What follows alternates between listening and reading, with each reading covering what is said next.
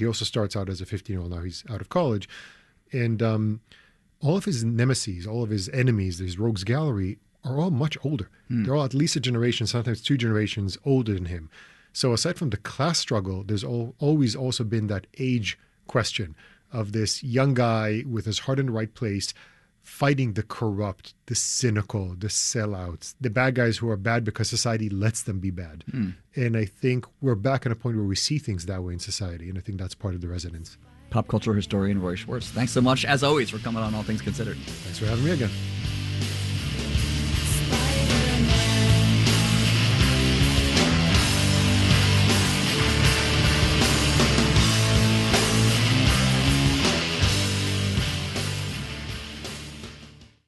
It's WNYC. We hope you stay with us. Up next, it's Marketplace.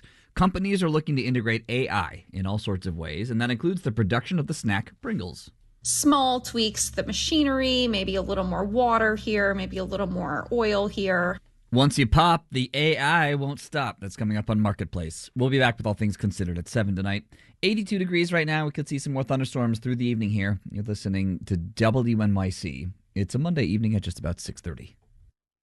WNYC is supported by Hudson River Park's annual Blues Barbecue Festival, a day of blues music, barbecue, and more, this Saturday at 1 p.m. on Pier 76. Open to all, more at hudsonriverpark.org. If you believe democracy requires a free press, your station is WNYC, 93.9 FM and AM 820, NPR News and the New York Conversation.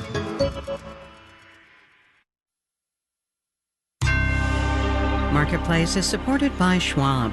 At Schwab, investors get choices ranging from self-directed investing to full-service wealth management all in one place. Learn more at schwab.com. Potato chips, paper checks, and the labor market. Yes, indeed, we got it all. From American Public Media, this is Marketplace.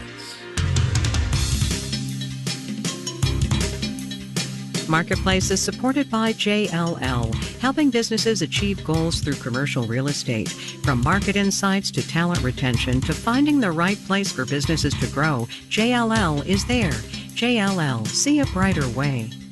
And by Odoo.com, offering integrated programs for sales, customer relationship management, inventory, and other business operations, designed to work together as a customizable software suite. Odoo, all your business on one platform.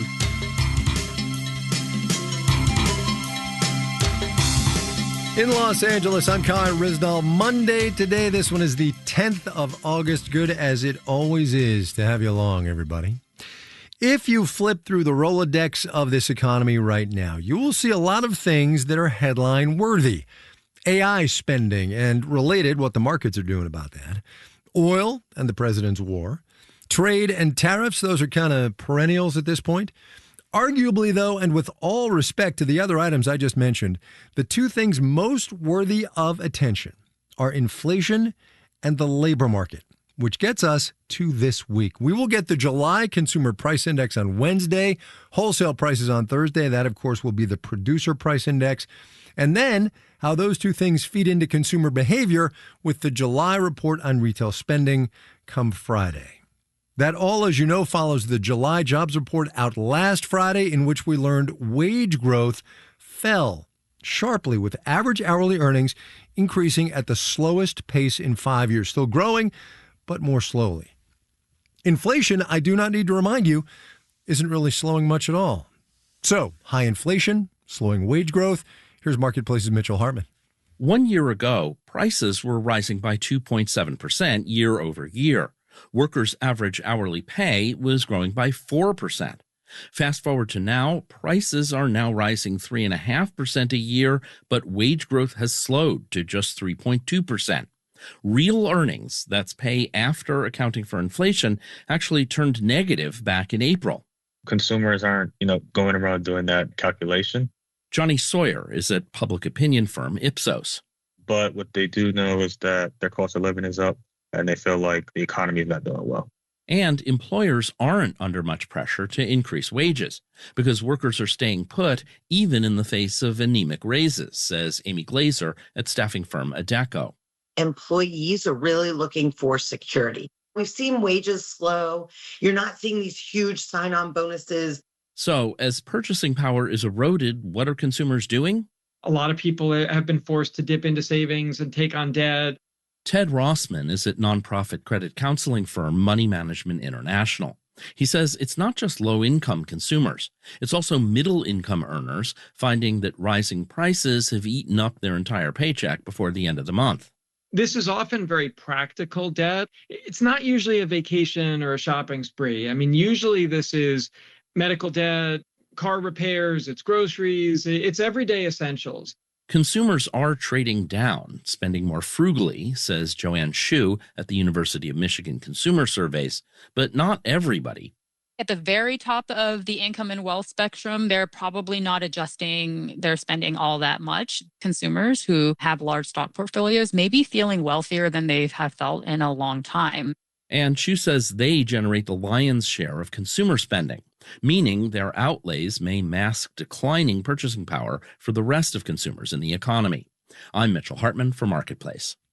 Wall Street today, oil was up a little bit, stocks were down a little bit. Strait of Hormuz is still closed. All y'all know the drill. We will have the details when we do the numbers.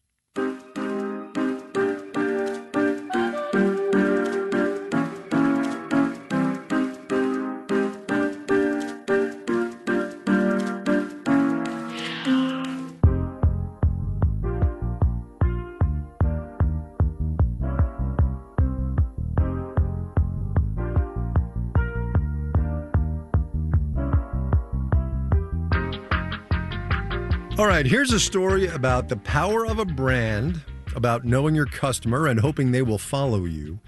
It's a story about technology and, in a way, throwing spaghetti at the wall and seeing what sticks.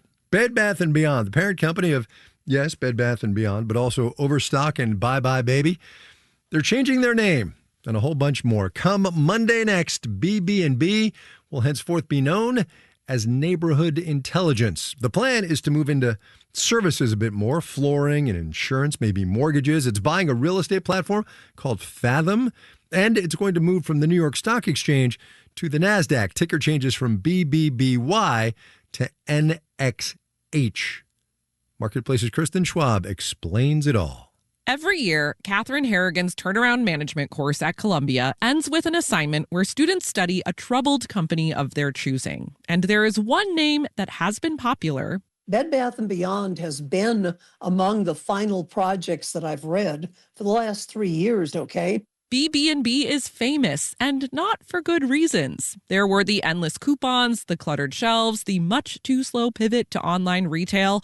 Now its parent company wants to be known for wood floors and home loans. I've never heard of one in the retail space that's done this. Bed Bath & Beyond, getting into consumer loans, requires trust with consumers. I don't think that the customers are going to be coming there as they're going to be baffled by what they see. Okay, but there are some dots we can connect here. Analyst Mike Piccolo follows companies in transition at Wedbush Securities. He says BB&B has lots of data on consumers and connection points with them. A couple might outfit their apartment at the Container Store, then shop for their newborn at Bye Bye Baby, then buy a home. So the purpose of these three pillars is to be connected with the consumer on every stop of the home ownership journey. Will it work? Piccolo isn't sure, but maybe investors will like the idea of the company really growing beyond bed and bath. This is like 1 + 1 + 1 is going to equal way more than 3 when the full operating model is fully ironed out. Honestly, it's not a great time to overhaul a company that depends on the real estate market. But Piccolo says the company doesn't really have a choice. You either need to reinvent yourself and reaccelerate back onto a growth stage with a new story, or you need to liquidate. Bed Bath & Beyond, or shall we say Neighborhood Intelligence, has chosen to reinvent. I'm Kristen Schwab for Marketplace.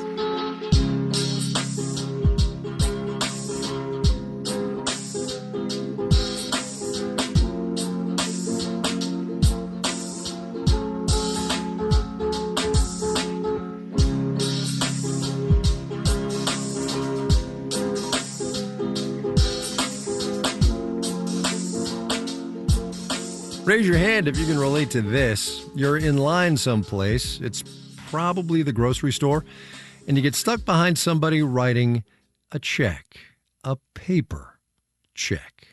It is more common than you might think. We all collectively write something like 10 billion checks a year in this economy, and yet there is a push to get rid of them. So we've called Professor Jay Zagorski. He's at Boston University. Also, full disclosure, he is pro-check. Professor, thanks for coming on. Thank you very much for having me, Kai. How does one start thinking about paper checks and maybe we ought to get rid of them? Where did this come from? Well, in 2027, Germany has decided to get rid of paper checks, and Australia is getting rid of checks by 2030. Plus, Donald Trump, in one of his first executive orders, basically said the federal government needs to stop writing checks. So we have a couple of major countries, Germany and Australia, plus the United States federal government saying no more checks. Well, I mean, so how do you feel about that? How do you feel about the idea of getting rid of paper checks in this economy? Because, you know, my mom aside, there are millions of other people in this country who use paper checks. Yeah, the Federal Reserve every 3 years tracks how people pay for things. And back in 2024, which is the most recent data, people in the United States wrote 9.2 billion checks. Right. 9.2, that's a pretty big number. Now, yes, clearly people are using fewer and fewer checks.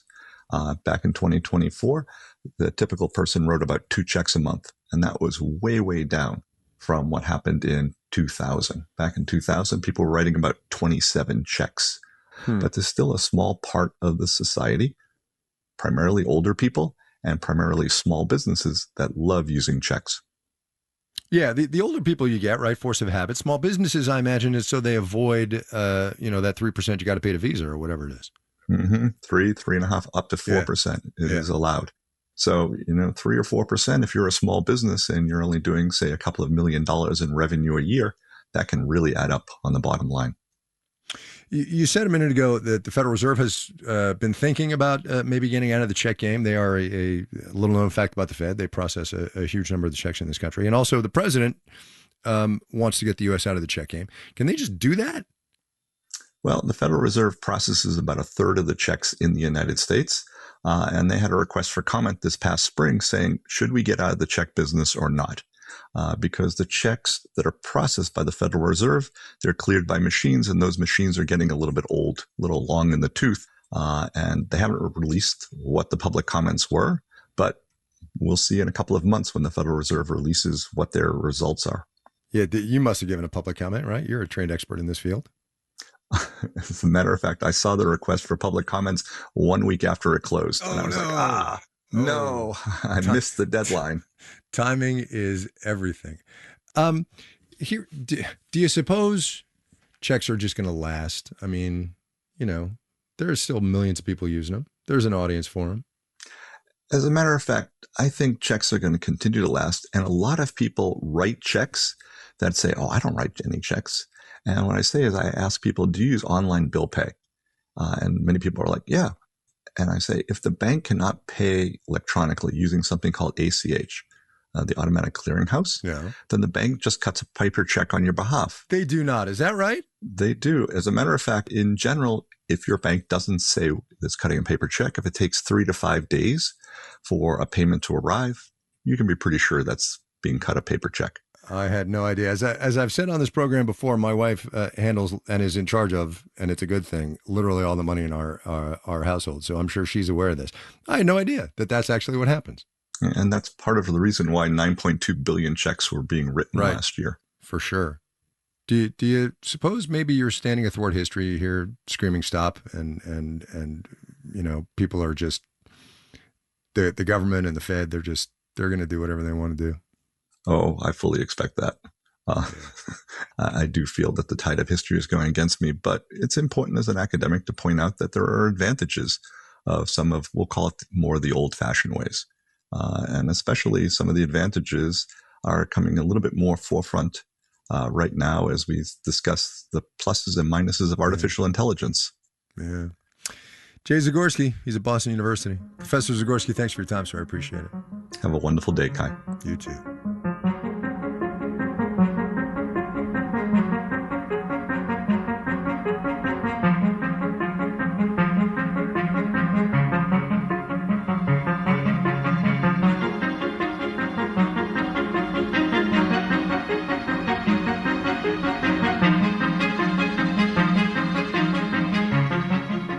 The long-term migration trend in this economy has been rural to urban, and it has been that way literally for generations.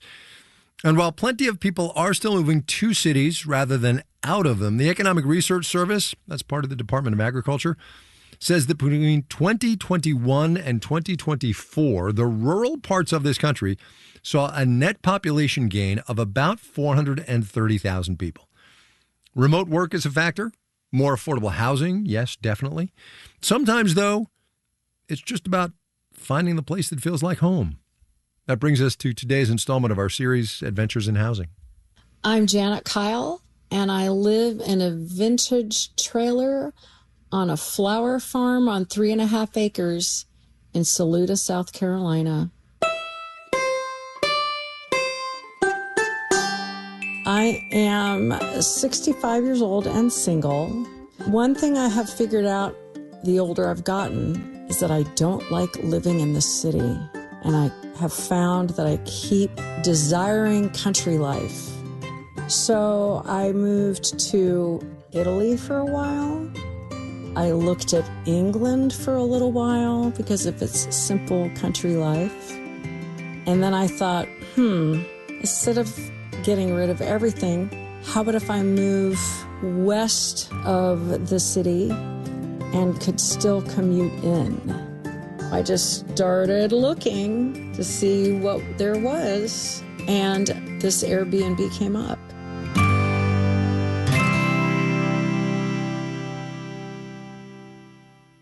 I went and immediately fell in love with the place. And it's a lovely couple, and they started a flower farm because she's always loved growing flowers. And so when I came that very first weekend, I dug right in with her and helped her plant stuff and harvest stuff and weed. And I thought, I'm in heaven. And I said, I know you had just put this as an Airbnb instead of long-term, but would you consider a long-term renter? And they said, well, yeah, with the right person, and it seems like you might be the right person. And I said, well, you guys seem like the right people. I have my own little 320 square foot vintage park trailer that they redid and have made perfectly comfortable. There's a queen size bed, living room area, and then a big long front porch, which I start every day out on my porch looking at the bucolic setting I'm in and just feel kind of at home really for the first time. Is it my forever home? I don't really think in terms of forever. It is until this doesn't feel right anymore. Is that 6 months from now or 6 years from now? I have no idea and don't really care. So that's kind of how I approach things, I guess. It's, well, this looks interesting. Let's try this.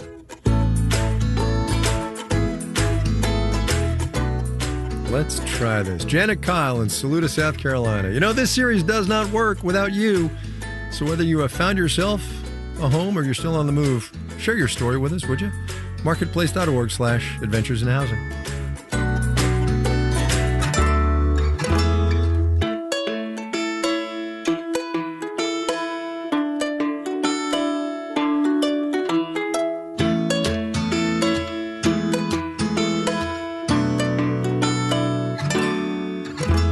Coming up.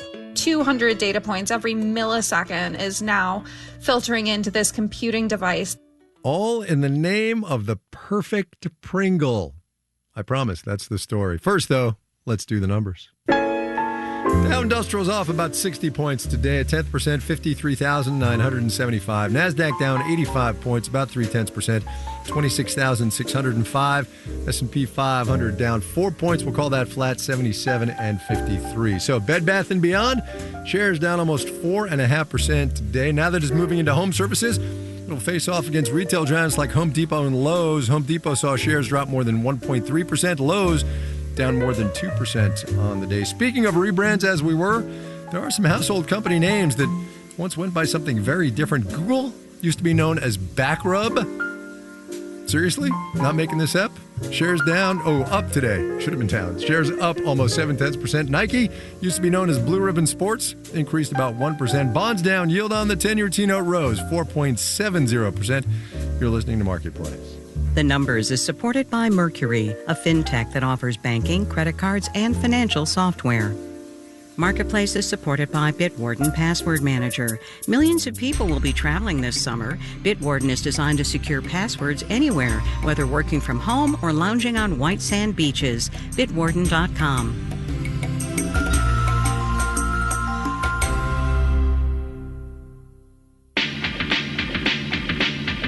Retirement is about money, but it's also about time. On the next All of It, personal finance reporter Brian O'Connor. His recent New York Times article is titled, "You're About to Retire. What are you doing for the next 20 or 30 years?" Plus, we'll talk about what to do this summer in Staten Island. I'm Allison Stewart. Join me for All of It weekdays at noon on WNYC. WNYC supporters include Swan Galleries with an August 13th auction of LGBTQ plus art, material, culture, and history, including fine art, photography, and ephemera from prominent members of the community. Info at swangalleries.com. You're listening to Marketplace on WNYC. In the 7 o'clock hour of All Things Considered, a magnitude 7.4 earthquake strikes Colombia, toppling buildings and trapping people inside. Several dozen are reported dead. We're going to get the latest on that and much more at 7 o'clock. This is Marketplace. I'm Kai Ryssdal. The beauty of the monthly unemployment report is that should you choose to keep digging, there are always interesting nuggets to be found. Digging we chose, and in the course of it, we found a reasonably bright spot in the data that we got last Friday. Temporary help services, the staffing agencies that companies turn to when they need to fill gaps. The temp industry added 3,400 workers in July. Over the past 7 months, has added more than 50,000. Marketplace's Stephanie Hughes has that one. In the past year, lots of companies have laid people off. Sometimes they blamed AI, sometimes they didn't. But those job cuts weren't always a smart move. They thought that they could go without workers, and that didn't always work. Alexandra von Tiergarten with the staffing firm Robert Half says they've been bringing back some of those human workers by hiring temps. Other employers have lost workers not because they laid them off, but because the Trump administration has stripped them of temporary protected status, says Ron Hetrick, a labor economist at the research firm Lightcast. There's still a need, and this particular labor force was the one delivering, on that need. So companies have turned to temps to fill those jobs. Hetrick says that's particularly been affecting the logistics sector. This whole supply chain side. So that's warehouses, transportation, truck transportation. Data centers are also creating demand for temp workers. Chris Layden, CEO of Kelly Services, says the Workforce Company has hired over 10,000 people this year to work in and on data centers, including engineers and IT specialists. Some of those data centers are in locations that don't support the talent supply that they need to run and operate and even build these data centers. Some employers are turning to temps instead of hiring people outright because they feel uncertain about the future, says sociologist Erin Hatton, author of the book The Temp Economy. They don't know what's coming down the pipeline with AI, with the war, with the economy. And so they're looking to temps first to get the job done. Hatton says bringing in temps means companies can get stuff done without making any commitments to workers. I'm Stephanie Hughes for Marketplace.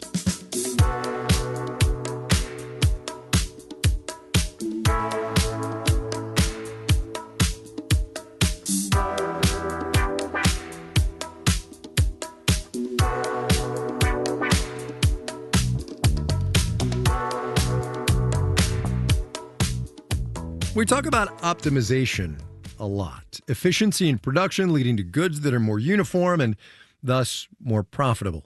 I need you to work with me on this one, but perhaps the ultimate optimized product out there is the humble Pringle. Perfectly formed, immaculately stacked, each exactly like the other.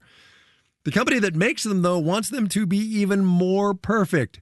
So they're piloting an AI program to make sure each and every chip is the iconic saddle-shaped Platonic ideal. Isabel Busquet is a reporter at the Wall Street Journal Leadership Institute, where she had the scoop on AI Pringles. Thanks for coming on the program. Yeah, thanks for having me. Can you help me understand, please, why we need AI to make a better Pringle? Yeah, that's a great question. Pringles production is by no means perfect. Which is funny because they are basically the perfect chip. They all come in that little stack. Yeah, you could make that argument for sure. But I think what you don't see behind the scenes is there's a lot of times in the factory when the dough will crack and will have to be thrown away, or the chips get too sticky and they're stuck in the fryer. And there's all these different production challenges that are happening behind the scenes. And so the company that makes Pringles was basically looking for a better way where they, could reduce their waste, and every single Pringle in the factory would be the perfect Pringle. All right. So how does it work? Great question. So they basically decided to create what they're calling a digital twin of the Pringle dough as it moves through the production line. And you would think that the dough would pretty much be standard. It's the same recipe, it's the same ingredients, but there will be slight differences, things like small tweaks, the machinery, maybe a little more water here, maybe a little more oil here. Uh-huh. And so all this data, more than 200 data points every millisecond is now filtering into this computing device they have at the edge. And from there, an AI model is running a simulation to decide, is this batch of raw materials going to result in the perfect batch of Pringles, or are there adjustments we need to make, and what are the adjustments? And then it tells the operators how to make those tweaks. Who knew making Pringles was so hard? And it does it in real time, right? Is that the deal? Yeah, basically, wow. It can preemptively tell you where the issues are going to be, which is a big deal because in the past, they call them dough makers in the Pringles factories would, basically just grab chunks of dough off their production line or grab Pringles once they came out of the fryer and weigh them and then make those tweaks afterwards, which resulted in more waste. Is this going to be another story of AI replacing humans? Well, at this point, the company was pretty firm on the fact that the AI is working alongside the humans. Okay. There could be a future with this kind of technology where the AI model decides what kind of tweaks it needs to make and then autonomously tweaks the machines itself, makes those updates itself. But we'll have to wait and see. Yeah, but the future is what the future is going to be. Here's the payoff question then. Is it working? Is the company that makes Pringles actually saving money as it makes these investments, right? Because it's spending money too to make the perfect Pringle. Yeah, great question. No, the company's been working on this effort for 4 years. They've put in, between $4 and $5 million. This is a lofty investment for them. This was a limited project on one production line in Poland. They're seeing a 10% improvement in the quality of the Pringles. They're seeing a 13% reduction in waste. Wow. They said they're seeing a more than 40%, return on the millions they put into this project. And so they are planning to scale it out to Belgium and Tennessee next year. Now, does this mean that when I pop open a can of Pringles and I eat my way through the stack, that there aren't going to be those crumbled little bits on the bottom? I mean, are they taking care of that too? Yeah, I don't know. That's a good question. I think we'll have to grab some cans of Pringles and see for ourselves. That's right. That's the only way to figure it out. Isabel Bosquet, she's at the Wall Street Journal Leadership Institute. Isabel, thanks a lot. I appreciate your time. Yeah, thanks for having me.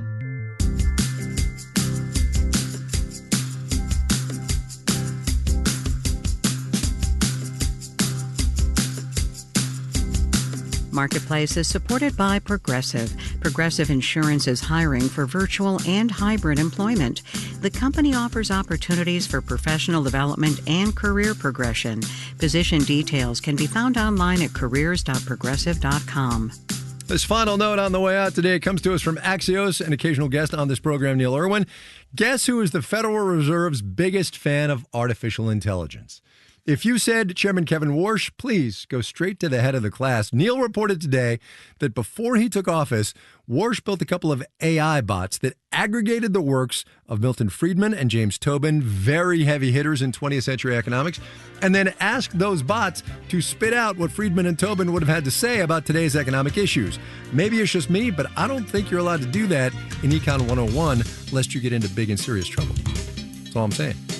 Amir Babawi, Caitlin Esch, John Gordon, Noya Carn, Steve Mullis, and Stephanie Seek are the Marketplace editing staff. Kelly Silvera is the news director. I'm Kai Risdall. We will see you tomorrow, everybody.